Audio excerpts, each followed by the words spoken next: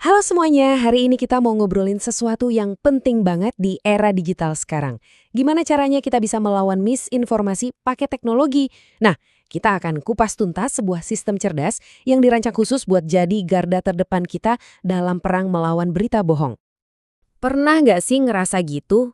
Kayaknya tiap hari kita dibanjiri informasi, dan jujur aja, makin susah bedain mana yang beneran fakta dan mana yang cuma karangan.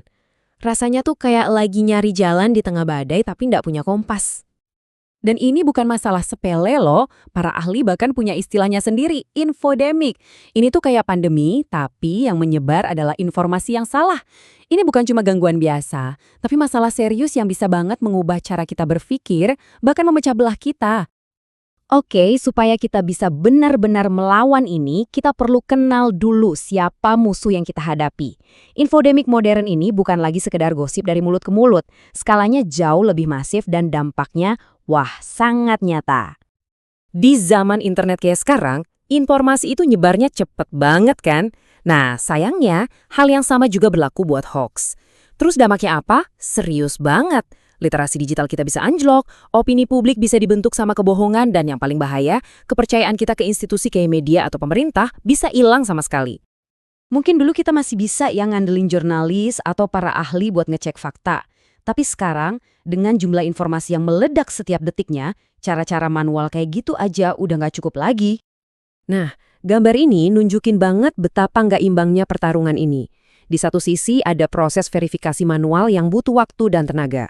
Di sisi lain, hoaks zaman sekarang tuh didiknya rapi banget, sistematis, seringkali niru gaya berita asli biar kita terkecoh.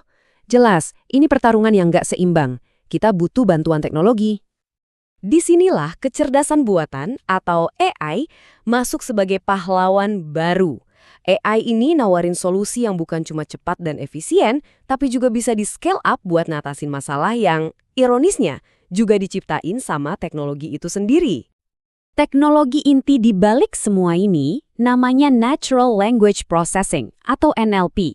Gampangnya gini deh, anggap aja ini cara kita ngajarin komputer buat membaca kayak manusia. Jadi komputer itu nggak cuma ngenalin kata per kata, tapi juga bisa paham konteksnya, sentimennya, dan pola-pola bahasa yang sering banget dipakai dalam berita hoax. Proses kerjanya sendiri bisa kita pecah jadi beberapa langkah simple. Pertama, artikel atau postingan medsos dimasukin ke sistem. Kedua, AI akan bersih-bersih, buang kata-kata yang nggak perlu. Ketiga, AI mulai analisis pola bahasanya, nyari ciri-ciri yang mencurigakan. Nah, terakhir, berdasarkan analisis itu, sistem akan kasih penilaian. Ini kemungkinan besar hoax atau bukan. Sekarang, yuk kita intip lebih dalam lagi kotak peralatan si detektif AI ini. Sebenarnya teknologi apa aja sih yang bikin dia jadi sepintar ini? Ini dia, Dream Team di balik layar. Nggak perlu diapalin namanya, cukup pahami aja perannya masing-masing.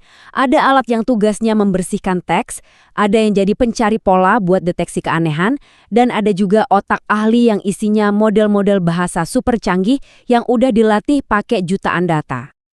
Dan yang penting buat dicatat, ini bukan lagi fiksi ilmiah ya. Ini adalah hasil penelitian nyata yang dikembangkan di lingkungan akademis. Contohnya seperti yang dilakukan di Universitas Siliwangi. Tujuannya pun sangat mulia, untuk memperkuat literasi digital kita semua. Jadi ini tuh bukan cuma soal mendeteksi kebohongan aja. Tujuan akhirnya jauh lebih besar dari itu, yaitu membangun sebuah masyarakat yang lebih cerdas dan lebih tangguh dalam menghadapi tsunami informasi setiap harinya. Kutipan ini menurut saya merangkum semuanya dengan pas banget. Ini adalah sebuah langkah strategis. Tujuannya itu memberdayakan kita, para pengguna informasi, supaya bisa lebih kritis dan gak gampang terpengaruh sama berita palsu.